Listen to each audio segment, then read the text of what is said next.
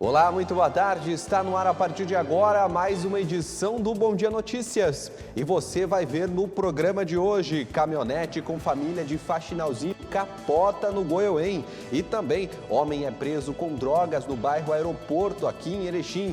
E uma operação da Polícia Civil prendeu 2 homens de Santa Catarina. Um deles, em Nonoai, cometeu um assalto a uma joalheria há uma semana. E além disso, nós vamos mostrar para você como está o acompanhamento vacinal. Quem pode se imunizar contra a Covid-19 hoje aqui em Erechim. Essas e outras notícias a partir de agora no Bom Dia Notícias, que já está no ar.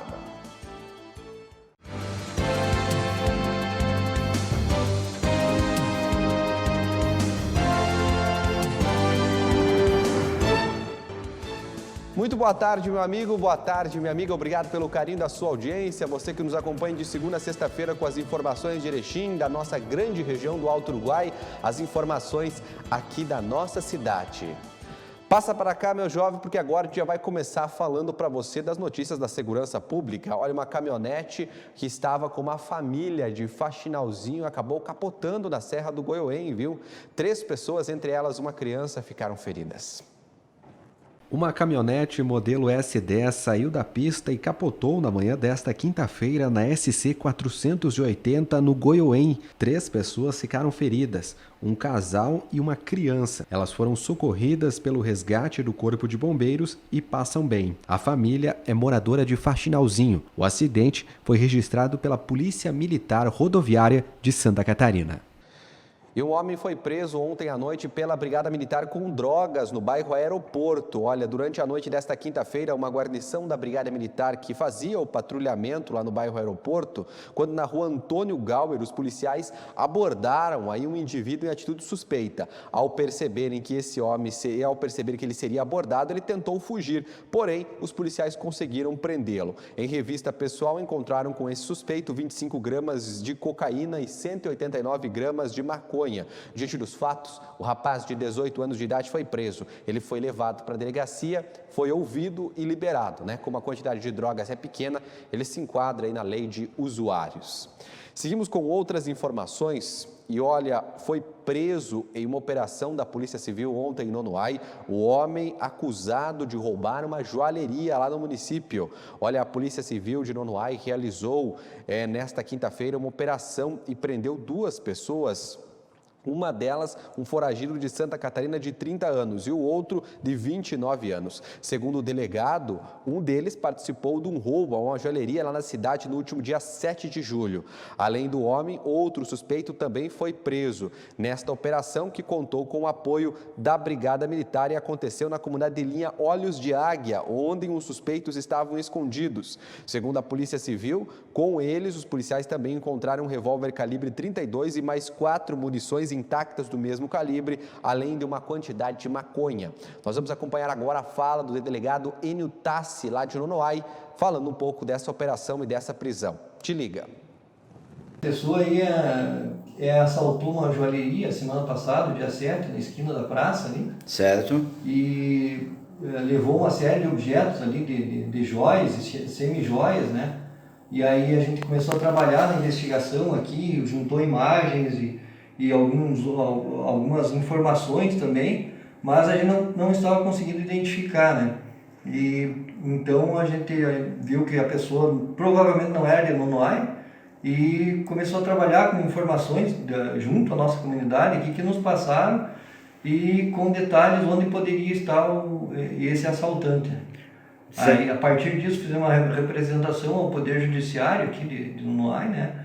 E com o parecer favorável do Ministério Público também, concedeu a prisão temporária com base naqueles elementos parcos que ainda tínhamos, né, que não sabíamos, a identificação da pessoa. E aí fomos ao local no final da tarde de hoje e conseguimos prender essa pessoa, que agora é identificada, inclusive confessou o assalto aqui Ele confessou o assalto nesta joalheria? Confessou o assalto aqui na minha presença, na presença dos policiais. E também tinha uma outra pessoa, que é irmão dele, né, que estava nessa casa. Né, e eles estavam na posse de uma arma de fogo municiada, certo, né, e um pouco de droga também. Então, Ele está sendo preso nesse momento em vista da prisão temporária pelo roubo que aconteceu dia 7 da semana passada. Certo. E também em flagrante agora pela posse da arma de fogo municiada. E mais ainda, além disso, vai responder também pelo crime de posse de entorpecentes ali, né? Que ele também tinha essa quantidade. Mas tudo isso aí em função dessas informações que vieram aqui da comunidade Nonoai. Então a polícia conseguiu fazer um trabalho, pelo menos até agora, trazer uma resposta de identificação dessa pessoa e tirar essa pessoa do nosso meio, né? E é uma pessoa lá de Santa Catarina, né? De Seara, os dois, né? As duas pessoas são de Santa Catarina. De Santa Catarina. Por isso a dificuldade da identificação inicial, né? Mas, então, graças a esse apoio todo, conseguimos efetuar a prisão e agora vamos trabalhar para concluir o inquérito policial e encaminhar ao Poder Judiciário. Muito bem, né? Importante trabalho da Polícia Civil aqui na nossa região, sempre com o apoio da Brigada Militar. E olha, um veículo que foi roubado em Tapejara foi recuperado pela Brigada Militar no interior de Paim Filho. Olha, durante a tarde da última segunda-feira, a Brigada Militar e a Polícia Civil encontraram um automóvel modelo GM Celta de cor vermelha abandonado nas proximidades do Parque de Rodeio, lá em Paim Filho, na situação de furto e roubo. Esse veículo havia sido furtado na parte da manhã no estacionamento de uma empresa lá na cidade de Tapejara. O veículo com placas de Maximiliano de Almeida foi preservado e foi periciado no local. A ocorrência foi registrada e os fatos estão sendo investigados pela Polícia Civil. Nenhum suspeito deste crime foi preso até o momento. E olha, muda para cá agora que eu quero falar uma notícia bacana demais, viu? A Brigada Militar formou a primeira mulher aviadora da instituição, né? É capitã e comandante. Veja.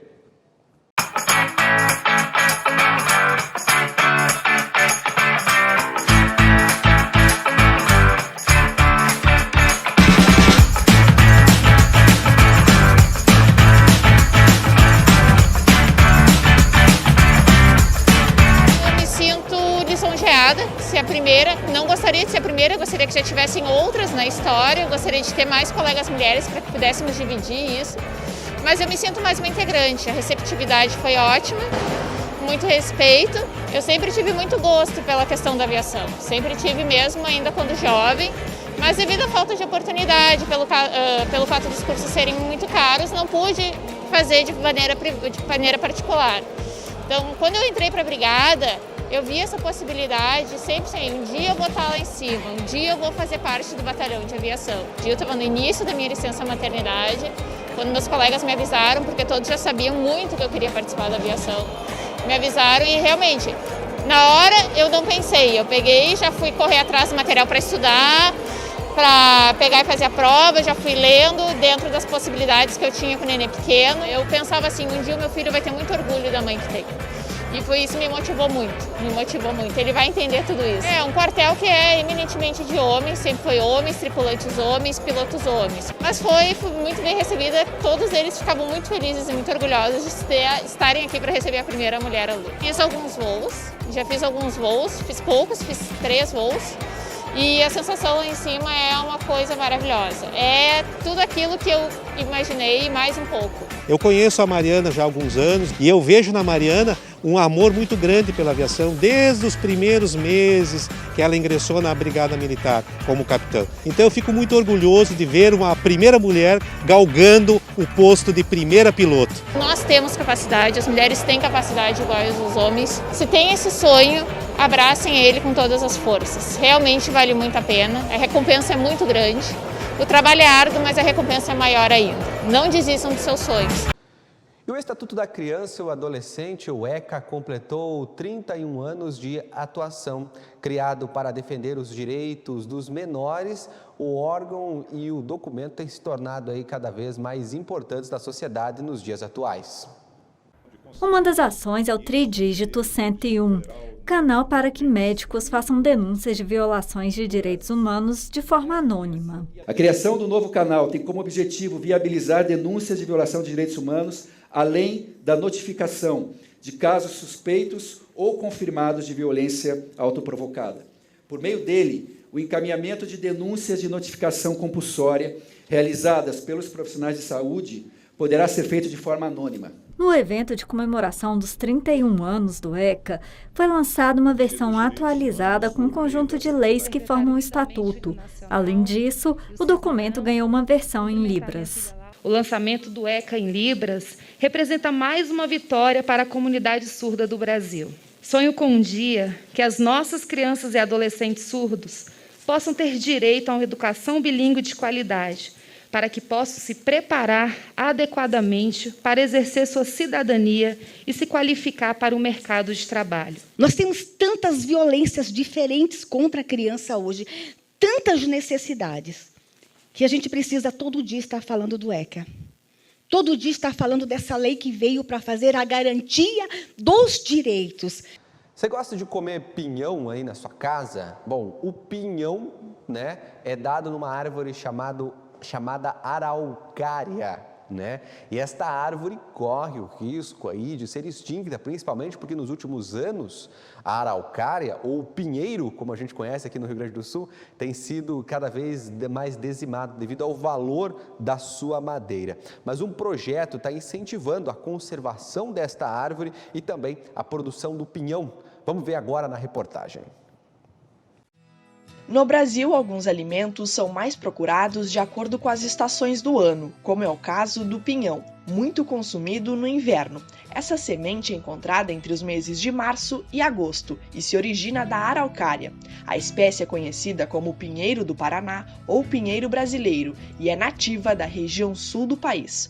Mas mesmo sendo tradicional em algumas regiões e festas típicas brasileiras como a festa junina, a árvore se encontra em risco de extinção por conta do desmatamento e do corte ilegal.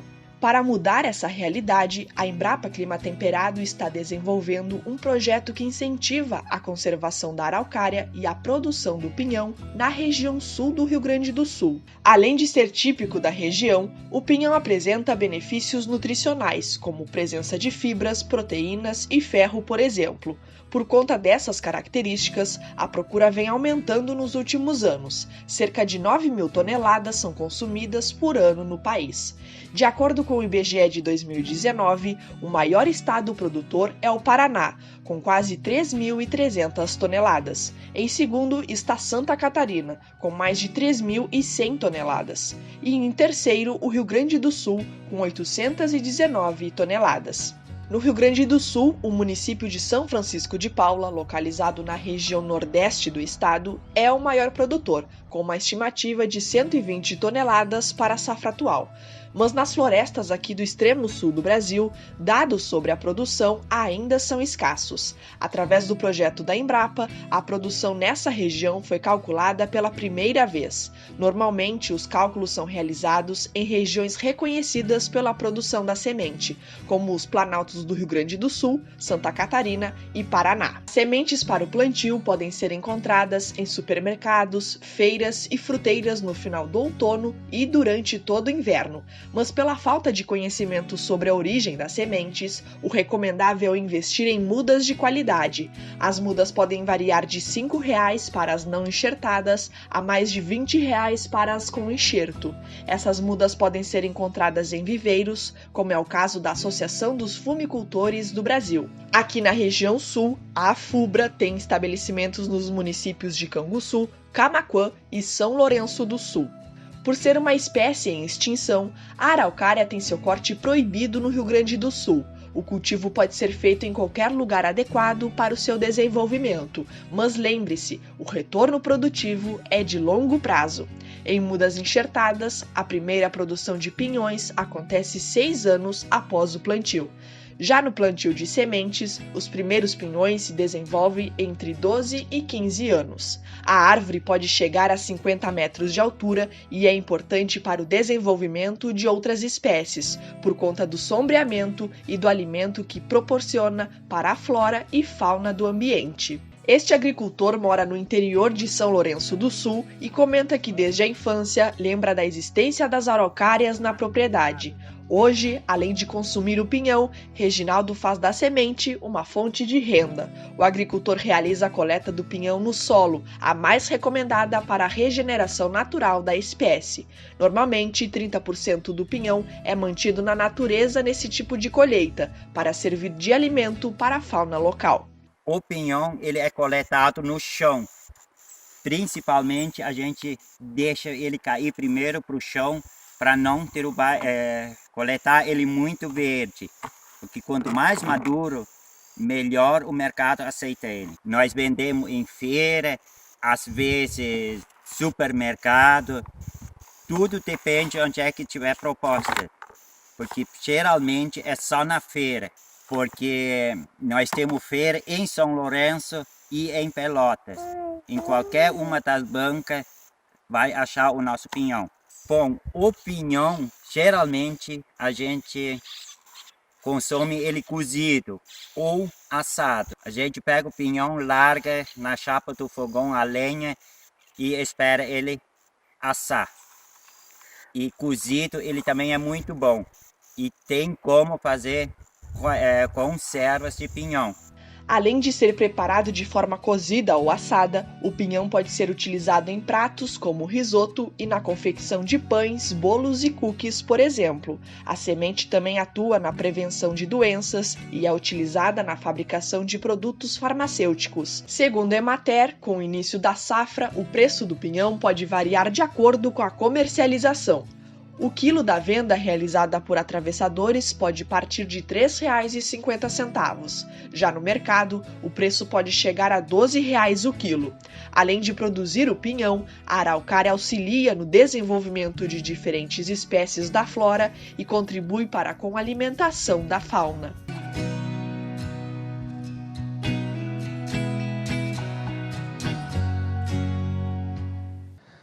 Pinhãozinho nesse dia de frio, hein? Na chapa do fogão, Eric. Que beleza! Vamos seguindo agora com outras informações. Vamos ao acompanhamento vacinal. Te liga, você que tomou a primeira dose, é momento de tomar a segunda contra a Covid. Veja.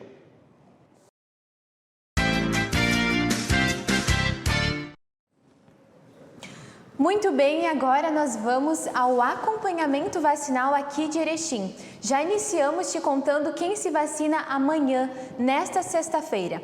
E de acordo com a Prefeitura de Erechim, amanhã será antecipada a segunda dose para quem já fez a vacina contra a Covid-19. Temos a informação que nesta sexta-feira, dia 16/7, recebem a antecipação pessoas que se vacinaram com a primeira dose em 22, 23, 24, 26, 27 e 28 de abril.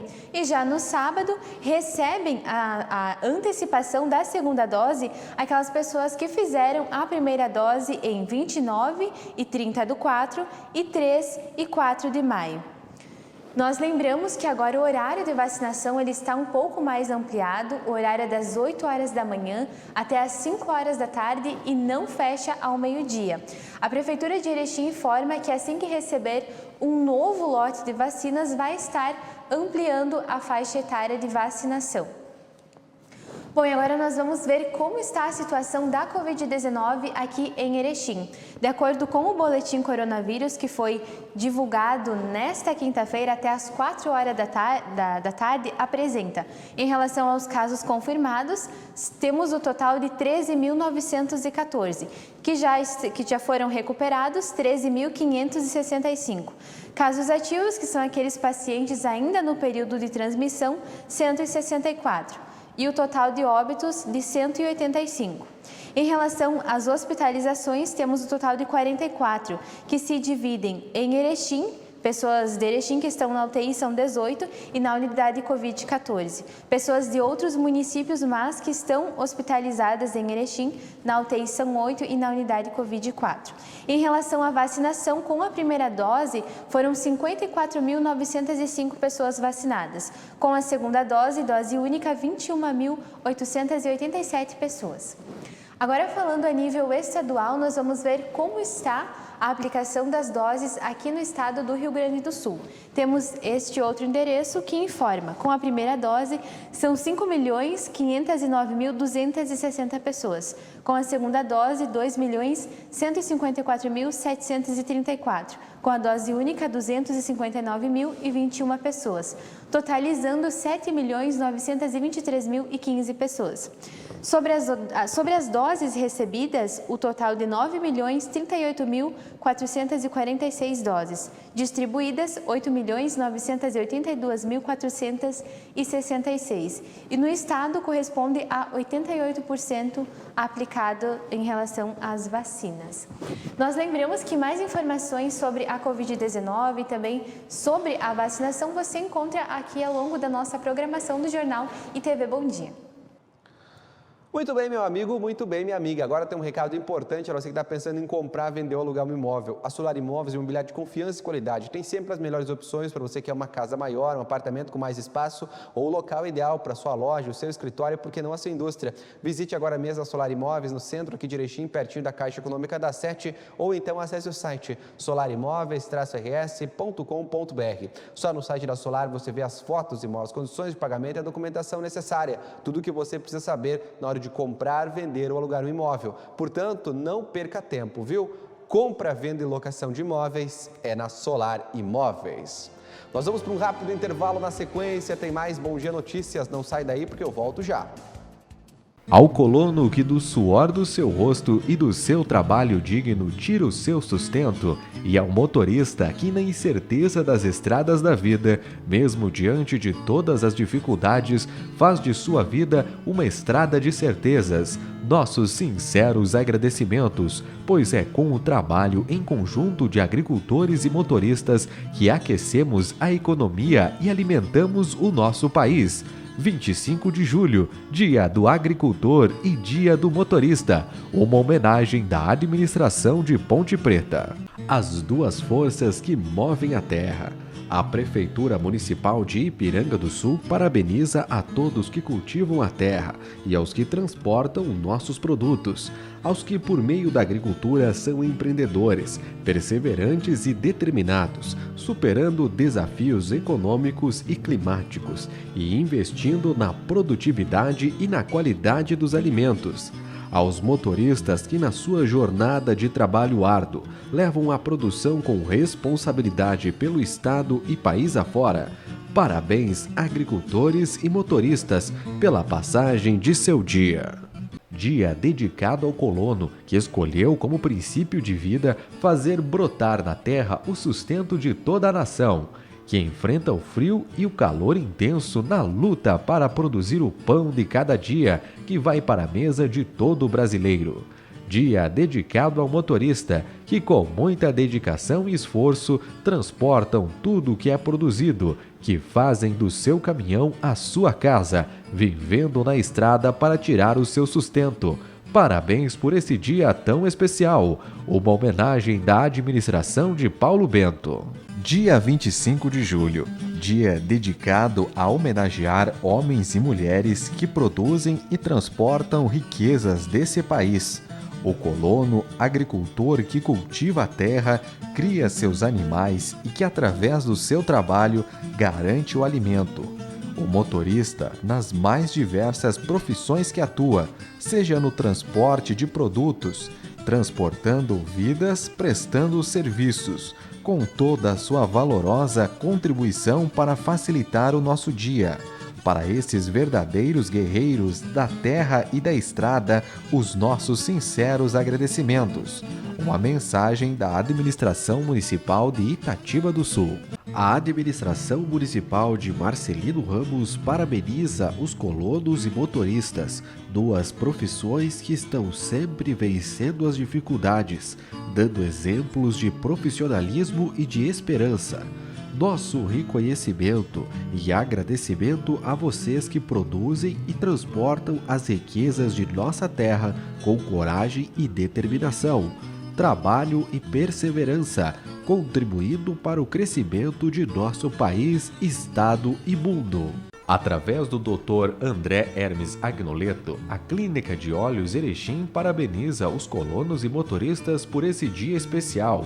Estes profissionais são homens e mulheres que produzem e transportam as riquezas do nosso país.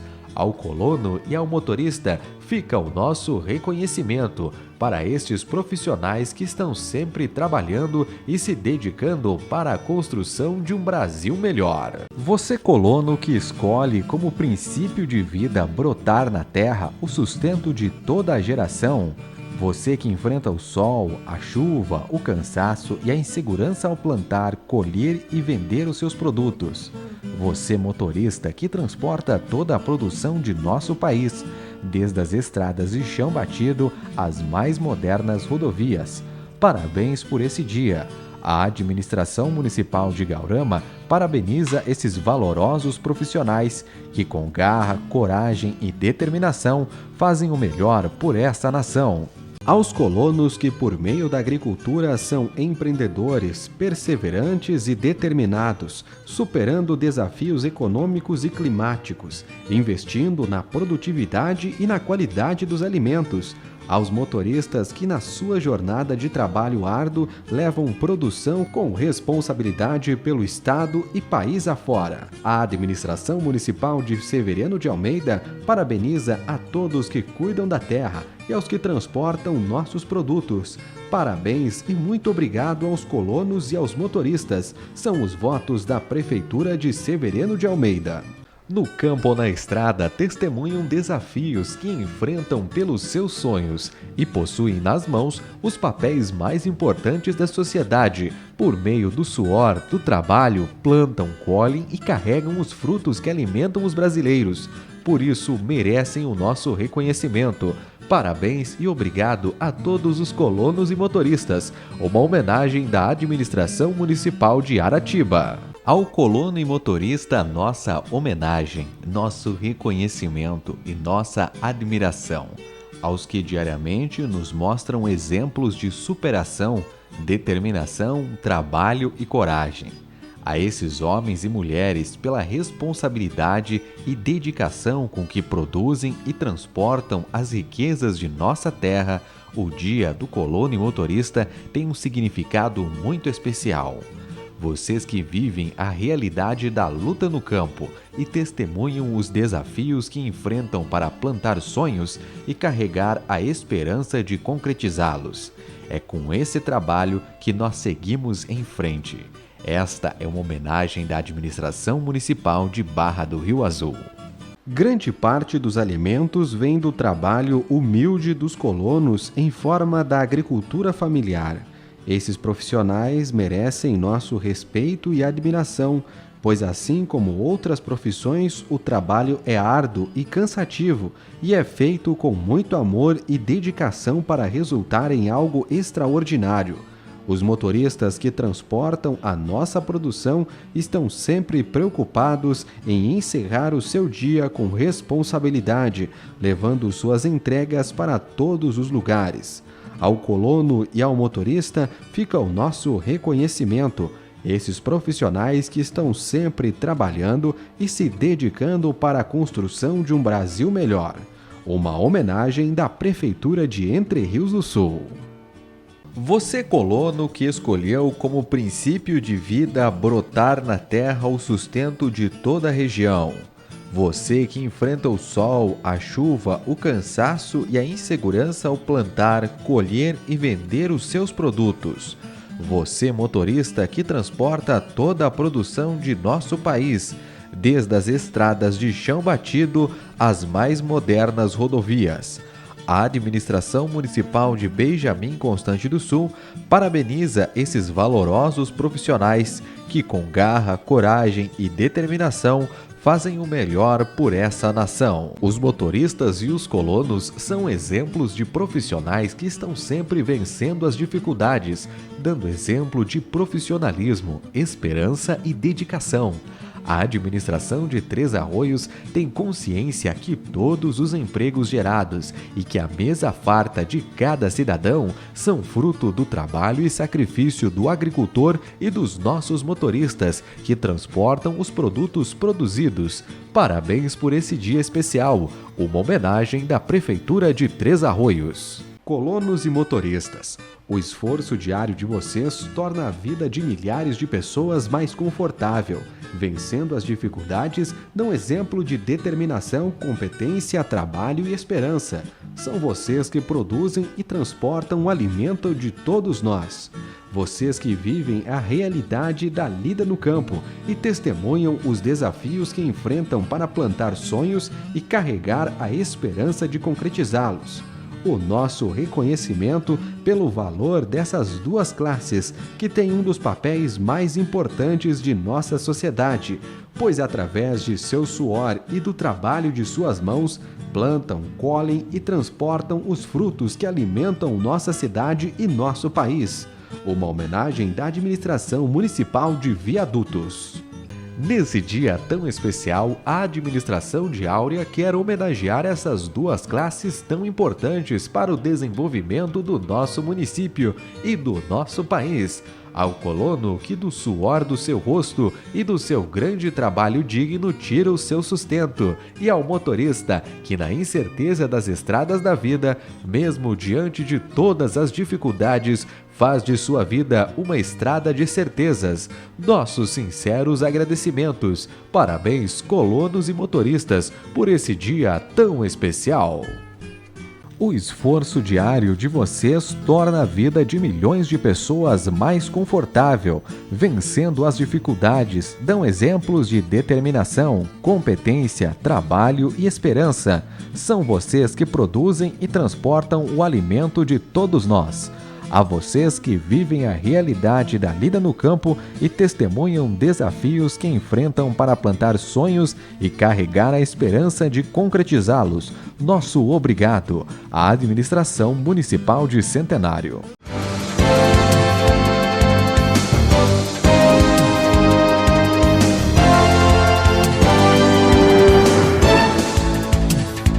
Estamos de volta com o nosso Bom Dia Notícias. Obrigado pelo carinho da sua audiência, você que nos acompanha nesse horário do meio-dia. E nós vamos agora aos destaques do Bom Dia impresso e digital de hoje. Te liga!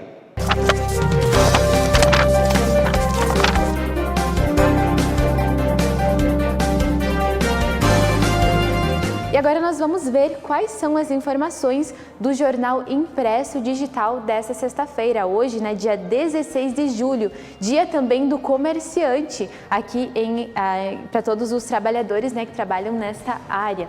Vamos aqui então à nossa capa de sexta-feira. Erechim registra primeiro semestre com mais óbitos da história. Na página 2, você confere em relação aos voos, primeiro voo lotado no retorno de linha regular em Erechim. Na página 3, sobre os cartórios, Erechim registra primeiro semestre com mais óbitos da história. Na página 4, você confere os artigos de opinião. Na 5, sobre infraestrutura. Municípios da região já estão encaminhando inscrições para o Pavimenta. Na página 6, temos sobre Benjamin Constant do Sul. Enfermeira esclarece dúvidas sobre a vacinação da Covid-19. Na 7, atenção à saúde, fique atento. Joelhos sofrem impactos diretos do sedentarismo. Na página 8, nós temos então em relação à memória, né? O Grupo de Trabalho Memorial Legislativo de Erechim é criado na Câmara. Na página 9, Sistema de Irrigação por Pivô Central da Agronomia da URI. Na página 10, nós temos em relação às ações da pandemia. A região de Erechim recebe aviso do Sistema 3As. Na página 11, então, Aventura, há 3 décadas voando como um pássaro, você confere aí a história. Na página 12, lá em Gaurama, a 9ª Conferência Municipal de Assistência Social. E depois, em Itatiba do Sul, a entrega dos prêmios ali da Nota Fiscal Gaúcha. Na página 14, iniciação científica, pesquisa e investigação começam na escola, lá do Marista Medianeira. Depois você confere os classificados do Bom Dia. E depois, na página 18, sobre economia, Caixa e WhatsApp fecham parceria para envio de mensagens sobre auxílio. Na página 19, então, contra a gripe, o Estado distribui doses para intensificar imunização de idosos, gestantes e crianças.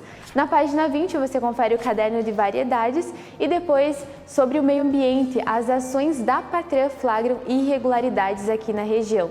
Na página 23, já falando de esporte, Ipiranga, abre aspas, vamos juntos até o fim, é o que garante o técnico Júnior Rocha. Na página 24, você vê mais destaques do esporte em relação à Libertadores e também o voleibol.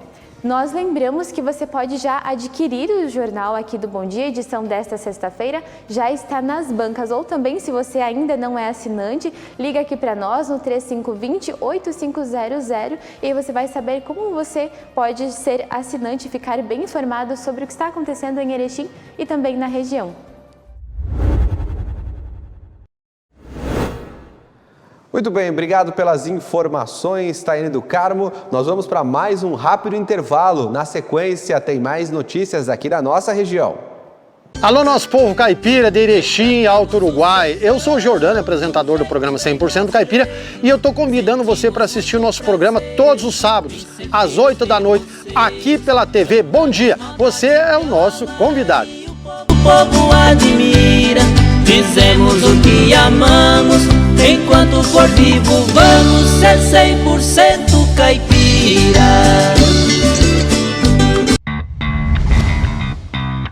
Comércio aberto, mas tem que se cuidar. Escolas com aulas, mas nada de bobear. Vacina no braço, mas ainda não dá para aglomerar. Continue mantendo os cuidados contra a Covid-19. Use álcool em gel e máscara. Cuide de você e de quem você ama. Uma campanha da Prefeitura de Erechim. Voltei para reforçar a mensagem. Com a falta de chuvas e os reservatórios mais baixos, a gente precisa economizar energia e água. Atitudes simples aí na sua casa ou no comércio fazem a maior diferença. Tomar banhos mais curtos, não deixar a torneira ligada à toa e reduzir o uso do ar-condicionado. Energia e água, evite o desperdício para não faltar depois. Governo Federal, Pátria Amada Brasil. Panificadora e Lancheria La Matina. 26 anos de seriedade e comprometimento com o cliente, além de oferecer produtos de qualidade, espaço físico novo e sabores que vão te impressionar. Para o seu evento, confraternizações entre amigos ou aquela pausa para o almoço e lanche, escolha a Panificadora La Matina. Rua Pernambuco, número 1033, no bairro Linho, em Erechim. O Master traz até você a nova loja de compras virtual, loja.mastersupermercados.com.br. Num clique, sua compra está em casa. Acesse loja.mastersupermercados.com.br. Selecione os produtos de seu interesse, cadastre-se e faça o pagamento com os cartões e receba suas compras em casa. É fácil, prático e seguro. Loja virtual Master Supermercados. Num clique, sua compra tá em casa. Master Supermercados. Tá no Master? Tá em casa. O Bom Dia agora tem rádio. Acesse www.jornalbomdia.com.br para escutar a nossa programação. Grupo Bom Dia, jornal, TV, site, digital e rádio.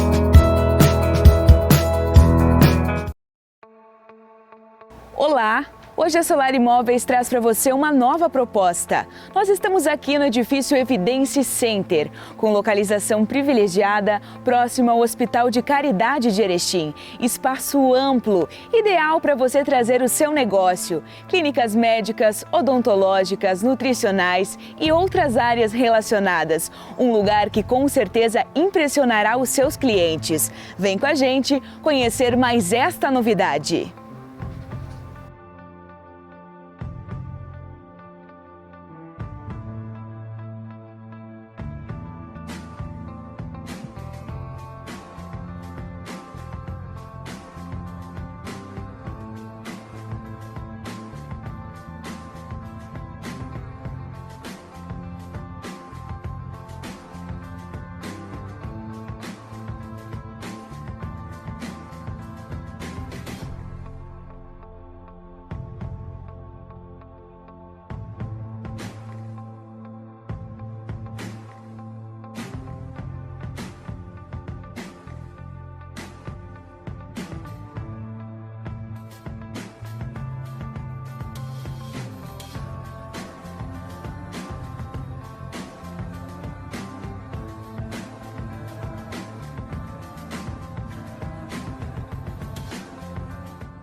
Envelhecer com dignidade é um direito de todo ser humano. Muitos idosos sofrem vários tipos de violência. Violência física, psicológica, financeira, abandono, negligência. Violência contra o idoso é crime. As penas podem chegar a 30 anos de prisão. Denuncie. Ligue para o Disque 100. Abra seus olhos para a violência contra a pessoa idosa.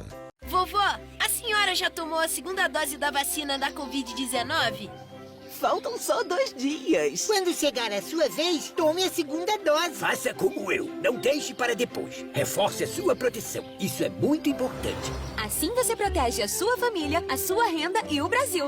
E continue se cuidando. Use máscara, lave as mãos, mantenha a distância segura e os ambientes ventilados. Brasil unido por uma pátria vacinada. Ministério da Saúde, Governo Federal.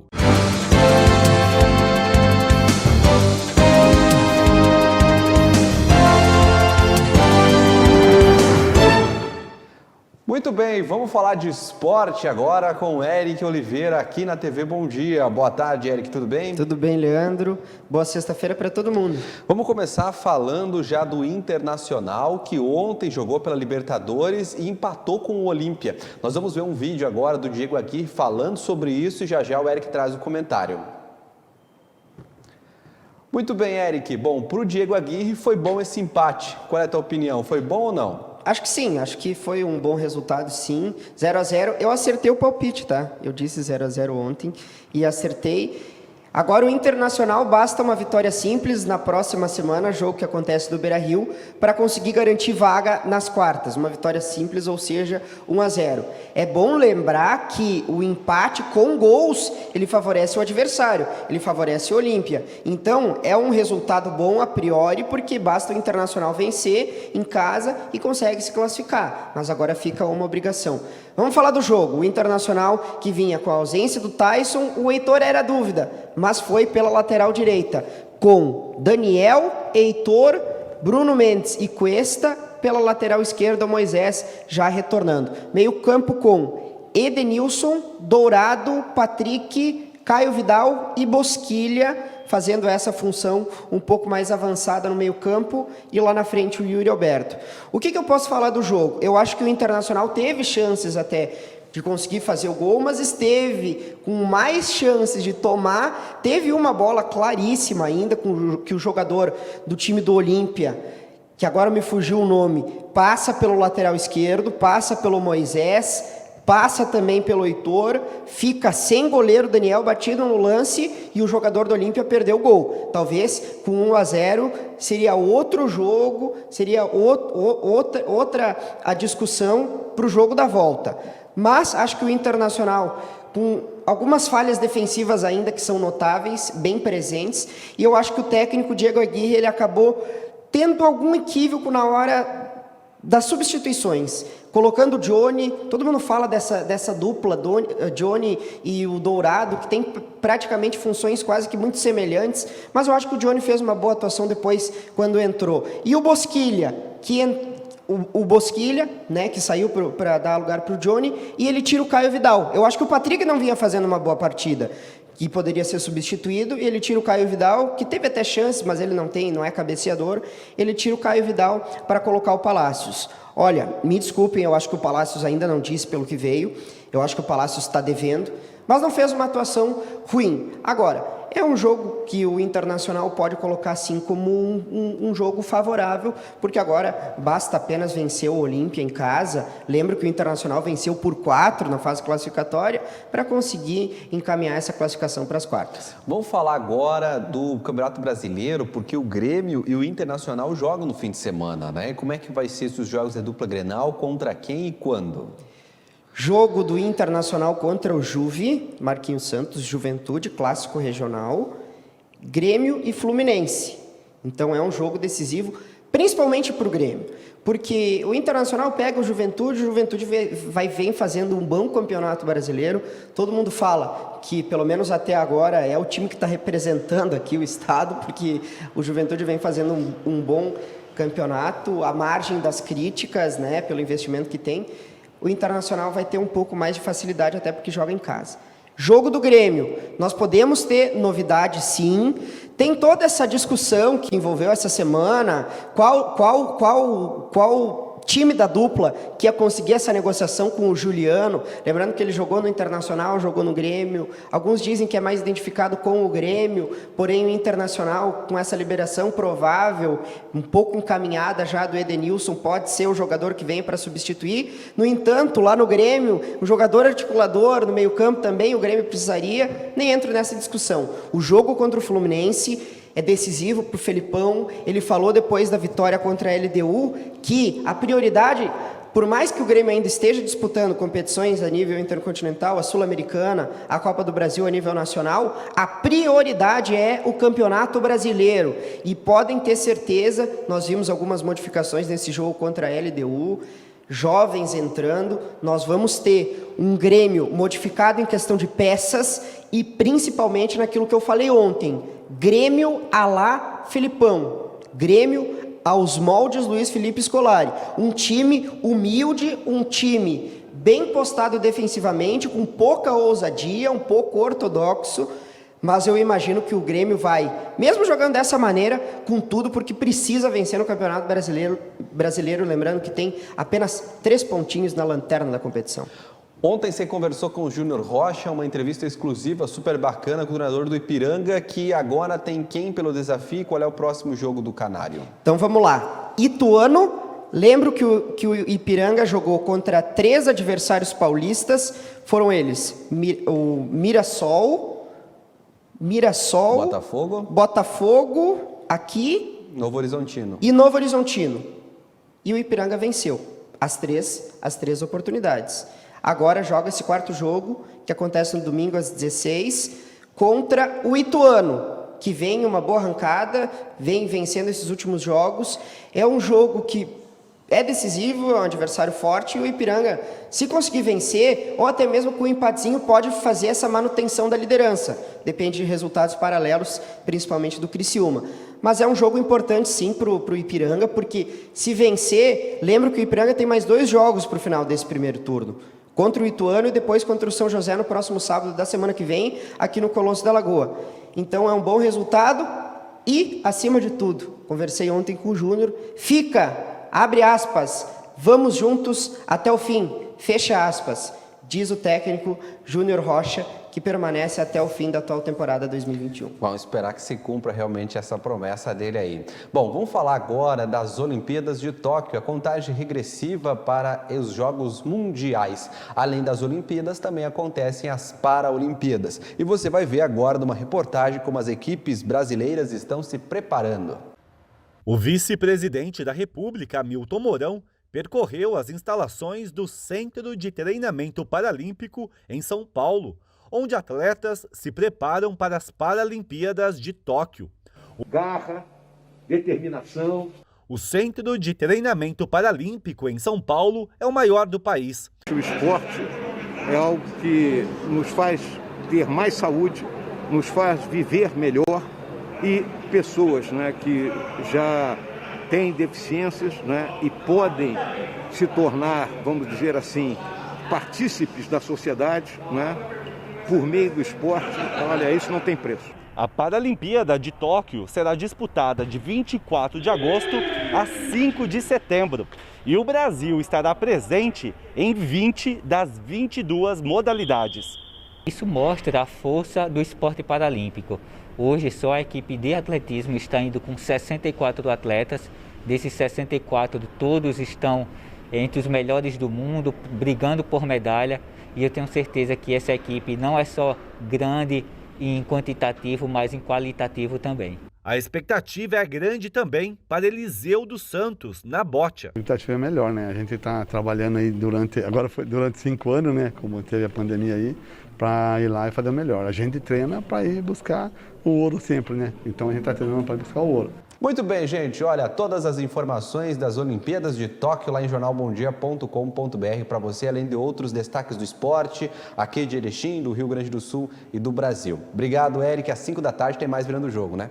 Tem sim. Posso fazer um pedido, Leandro? Nós estamos aqui com a torcida para Matheus Henrique, com a torcida também para o Breno, que está representando a seleção masculina, mas vamos dar uma torcida também para a seleção feminina, com a Pia Sanreg.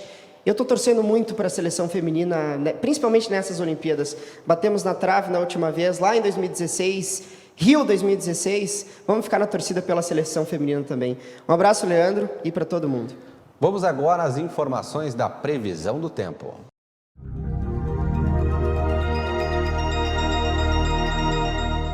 Olá, vamos conferir a previsão do tempo para a região do Alto Uruguai Gaúcho. Nesta sexta-feira, o tempo volta a ficar firme aqui na região e as temperaturas ficarão mais baixas devido à atuação de uma massa de ar frio de origem polar aqui no estado. Ela é responsável por deixar as temperaturas bem mais baixas. Vamos conferir? Em Erechim, a mínima será de 7 graus e a máxima de 15. A umidade relativa do ar ficará em torno de 56% e não há previsão de chuva. Em Barra do Rio Azul, a mínima será de 13 graus e a máxima de 19. E no município de Estação, a mínima será de 8 graus e a máxima de 16. Mais informações e também outros detalhes sobre a previsão do tempo você acompanha ao longo da nossa programação. E no programa Bom Dia, a entrevista de ontem, a Taiane do Carmo conversou com um jovem aqui de Erechim que já lançou 2 livros, um autor e escritor. Vamos acompanhar e rever juntos essa entrevista.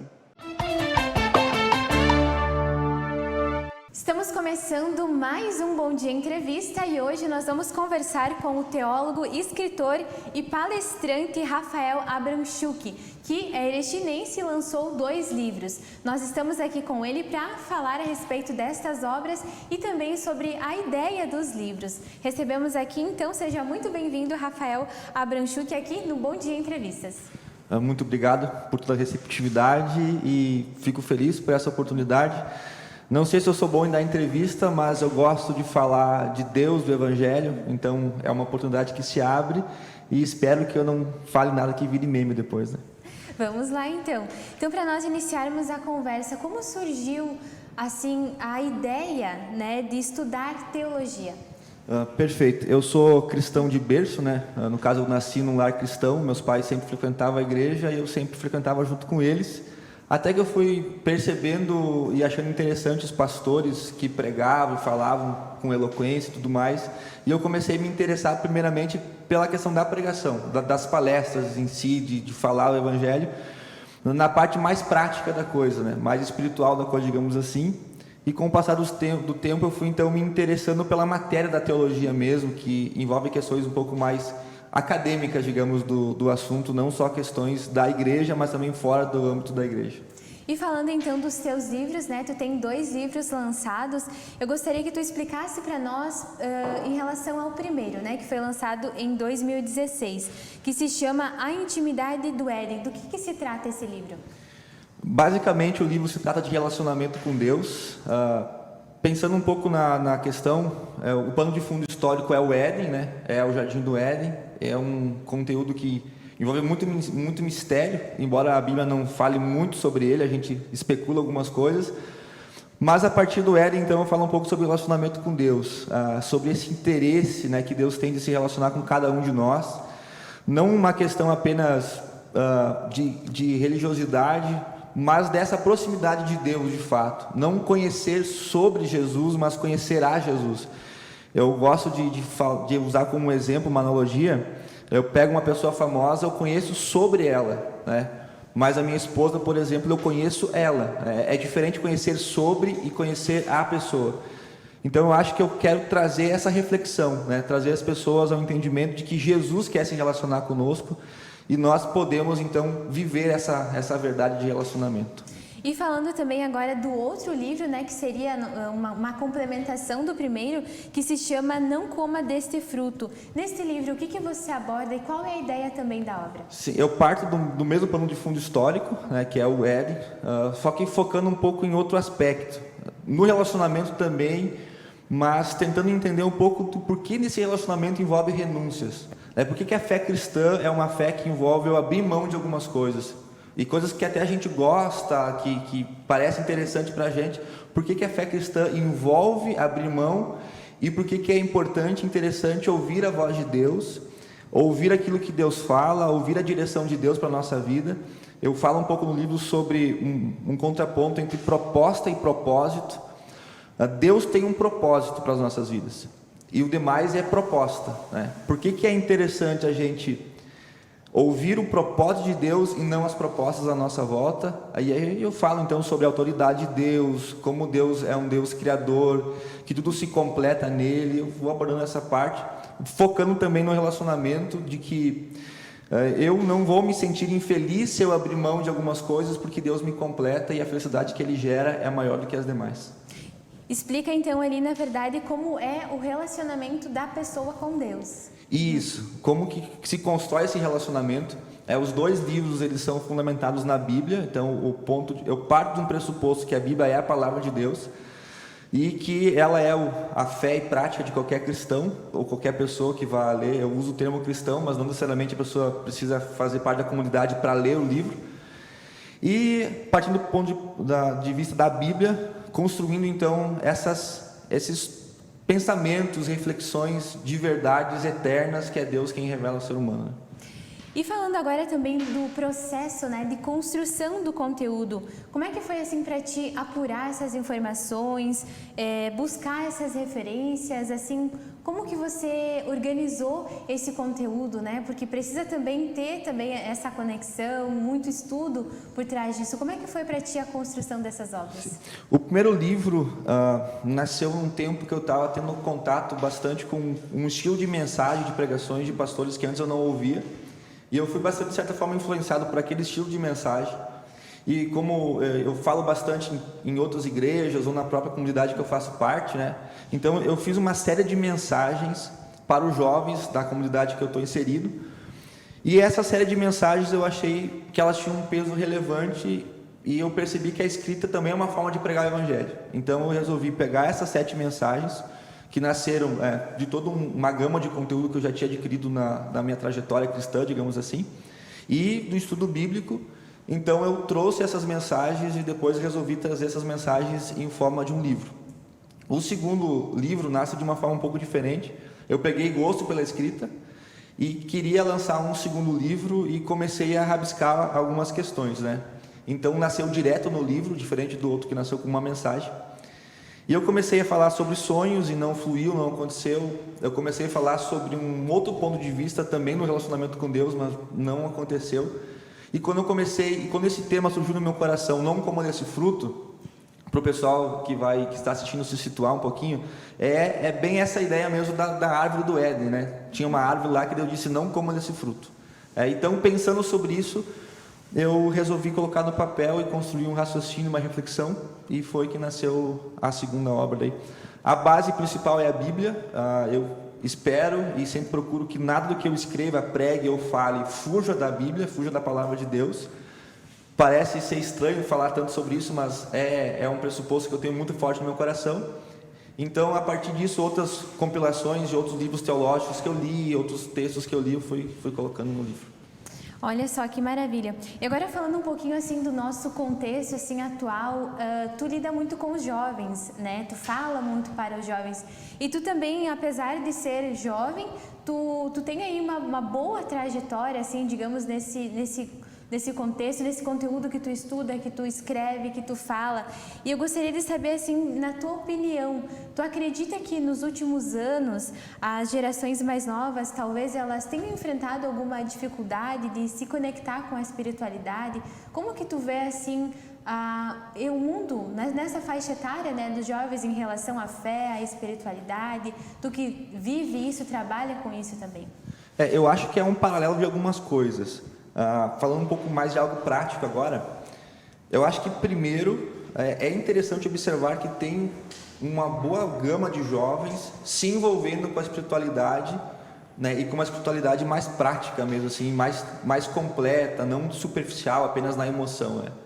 Por outro lado, tem essa questão da emoção, né? Eu acho que existe um cristianismo superficial hoje, que muitas vezes fica só na emoção e não no espírito. A gente separa a parte da emoção do espiritual, que não é só me emocionar lendo ou ouvindo uma música ou ouvindo uma mensagem, não é percebendo que isso transforma de fato o meu ser, né? Então, muitas vezes, existem jovens que estão se envolvendo de verdade, mas existem jovens que estão só na superfície. E existe uma terceira via, que é a questão de por que eu acho que existe uma dificuldade hoje de jovens se firmarem na igreja ou de desenvolver uma espiritualidade. É porque hoje é muito fácil o acesso às informações. Então os jovens acabam tendo acesso às informações que em outras horas, em outras épocas, tinha que ser em secreto, tinha que se constranger para conseguir acesso. Hoje no seu quarto, no secreto, ninguém te vendo, você acessa muito tipo de informação que acaba comprometendo o jovem que não sabe filtrar aquilo que ele ouve, aquilo que ele vê, aquilo que ele pesquisa. Então, infelizmente, eu acho que sim, que o avanço da tecnologia traz consigo benefícios, e não só tecnologia, né, como outras propostas encantadoras interessantes, acabam comprometendo a fé de muitos jovens, soando interessante. Quem sabe o ambiente de igreja muitas vezes não soa interessante, e a gente acaba oferecendo um evangelho não completo também, a gente tem que assumir uma parcela de certa responsabilidade, mas os jovens acabam cedendo a outras propostas que eles acham mais interessantes. Bom, então falando nessa questão de religiosidade, espiritualidade também, eu gostaria de saber assim na tua visão, porque muita gente sabe, todo mundo tem um conceito na verdade, mas qual seria a diferença entre a espiritualidade e a religiosidade? Eu acho que pode ser que alguém até que assista vai divergir um pouco dos conceitos, eu acho bem normal, que são conceitos muito próximos e não tão próximos, dependendo do contexto que se aplica. Mas eu acho que no livro, no Intimidade do Éden, eu falo até um dos capítulos sobre princípios versus regras, né? Eu acho que religiosidade é uma questão de regras, acaba se focando em regras, e por isso que muitas vezes assusta pessoas quando você apresenta só regras e você não apresenta o relacionamento, que daí vem a espiritualidade.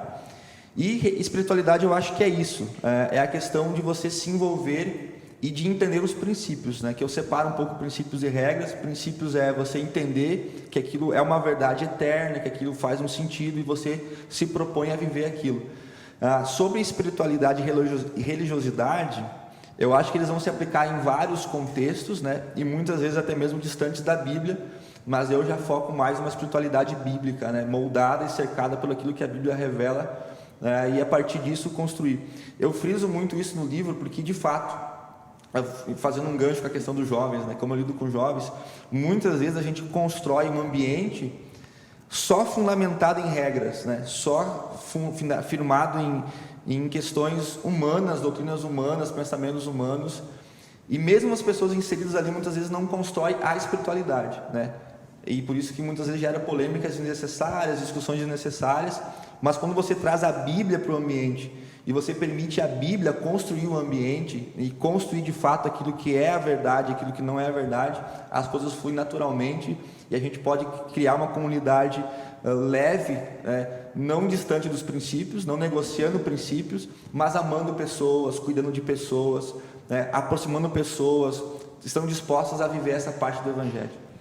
E falando também agora nesse contexto que nós vivemos, pandemia, né? E até mesmo antes dela, na verdade, de que, na sua opinião, assim, e na tua visão, de que forma a fé ela pode ajudar as pessoas nesse momento de pandemia, ou se nós não tivéssemos também durante a pandemia, como isso pode ajudar as pessoas nesse sentido espiritual, emocional? Eu acho que a fé ela é indispensável. Tipo assim, indiferentemente de ser uma fé bíblica, eu já vou explicar um pouquinho melhor para ninguém soar estranho. A fé ela é indispensável, a esperança ela é indispensável. Eu acho que fora de pandemia e dentro da pandemia se torna mais necessário ainda, por causa que o mundo parece tão caótico, tão estranho, e a gente fica assustado, a gente não sabe o que vai acontecer amanhã. Ninguém foi ensinado a lidar com isso, nenhum profissional, nenhum pastor, nenhum líder, nenhum gestor foi ensinado a lidar com isso, nenhum pai de família foi ensinado você vai ficar em casa tanto tempo, sem trabalhar, sem salário, e aí como que se resolve isso? Então eu acho que a esperança ela é indispensável, e a esperança bíblica mais indispensável ainda, porque a Bíblia ela não anula a ideia de que você vai passar por dificuldade. O Evangelho não é isso, né? O Evangelho não é vem para Jesus ou se relacione com Deus, você não vai ter problema. Não, você vai ter problema, você vai ter luta, você vai ter dificuldade, mas você vai ter alguém do seu lado. Eu acho que isso que é crucial entender. A gente vai passar por tudo isso com alguém que está do nosso lado, que é Jesus, e aí eu olho para você e falo, né, que morreu por nós na cruz do Calvário. E a base do Evangelho é isso, é uma restauração espiritual antes de ser emocional e qualquer outra questão estrutural. Mas a partir dessa restauração espiritual em Cristo Jesus, a gente vive uma vida completa e a gente encontra caminhos emocionais, estruturais, que produzem essa esperança no nosso coração. É realmente assim, tu cuidar, digamos, mas tu tem que acreditar para que aconteça, né? Tem que exercer a fé, tem que acreditar para que possa surgir, né, o resultado também, né? Isso, e eu acho que um sentimento que surge junto com a fé e a esperança é a perseverança. É você não desistir, você perseverar, e não perseverar só crendo que tudo que você pedir para Deus nesse mundo vai te fazer, mas crendo que existe algo além. Eu acho que a perseverança do cristão ela não aponta para esse tempo. É isso que eu acho que é muito superficial. Muitas vezes a gente constrói o evangelho de esperanças que apontam só para esse tempo. Então o cristão ele olha para a pandemia, além de entender, usando a pandemia como exemplo, além de entender que ele vai ser amparado na pandemia, existe alguma coisa além que ele pode desfrutar em Jesus, além do relacionamento, é algo eterno posterior. Que motiva, né, a pessoa. Então, Rafael, para a gente chegando aqui quase ao fim da nossa entrevista, né, eu quero também mostrar para o pessoal de casa os livros, né? Esse daqui é o primeiro, então, que é A Intimidade, do Éden, você vê aí na sua tela. Então, esse é o primeiro livro aqui do Rafael, lançado em 2016, e depois nós temos o segundo livro, que é um complemento também do primeiro, que é este aqui, Não Coma Deste Fruto, que você vê aí na sua tela, lançado, né, no ano passado, então, em 2020. Bom, então, para nós finalizarmos aqui a conversa, a gente vai conversando, o tempo vai passando. Eu gostaria de saber também em relação ao futuro, se você pretende lançar outros livros, de repente sobre outros temas, ou também temas assim ligados à espiritualidade. Quais são os projetos que estão surgindo por aí? Gostaria sim, eu espero que consiga tirar do papel outros projetos. Todos os meus projetos seriam relacionados à questão espiritual, pelo menos hoje eu não vejo como escrever nada fora disso. E se fosse fora disso, quem sabe filosófico ou social, mas eu acho que não chegaria a esse ponto. Gostaria de escrever livros mais teológicos mesmo, mais acadêmicos. Esses dois livros são bem devocionais, para alguém ler e perceber o quanto Deus ama a pessoa e o quanto Deus quer se relacionar e o quanto é importante ouvir a voz de Deus. Mas mais tarde eu queria escrever alguma coisa mais teológica, assim, mais acadêmica. Eu sei que é mais difícil, aí envolve ainda mais estudo, ainda mais pensamento e reflexão, mas é um plano que, quem sabe, eu tiro do papel. Muito bem, então, Rafael, nós ficamos muito felizes com a sua presença aqui, pela sua disponibilidade em estar conversando conosco. Para nós é um orgulho, né, daqui da nossa terra erechinense, né, com esses 2 livros, fazendo um trabalho aí na sociedade social, falando com os jovens, com adultos, né? Trazendo aí sempre essa questão da espiritualidade e do cuidado com o ser humano. Então nós agradecemos muito a sua presença aqui e esperamos aí que quando tiver mais obras a gente venha falar aí de outros temas também, de outros livros aí para a nossa comunidade. Eu que agradeço, né, a todos também que vão estar assistindo. E fica aqui eu preciso sempre, numa oportunidade como essa, ser o pregador, né? Não ser só o escritor ou entrevistado, mas ser o pregador do Evangelho. Que fica aqui a mensagem para cada um de vocês, o que Jesus fez por nós na cruz, o peso eterno que isso tem. E quem sabe você que está ouvindo hoje, quem sabe você nunca ouviu uma mensagem do Evangelho, quem sabe foi dessa forma que Deus escolheu para chegar dentro do seu lar, na sua casa, e convidar você a conhecer mais dele e se relacionar com ele. Muito bem, meu amigo, muito bem, minha amiga. O nosso Bom Dia Notícias desta sexta-feira está ficando por aqui. Obrigado pelo carinho da sua audiência. Você pode rever esses e outros programas do site www.tvbomdia.com. Um ótimo dia para você, tudo de bom, um bom fim de semana. Daqui a pouquinho, às 14h, tem o Direto da Redação, que eu te encontro lá com mais notícias locais, viu? Ótimo fim de semana para você. Segunda-feira, ao meio-dia, pega o celular, ligue a sua televisão Smart, acompanhe as notícias da nossa região ao vivo aqui no Bom Dia Notícias. Um abraço, até mais, tchau, tchau.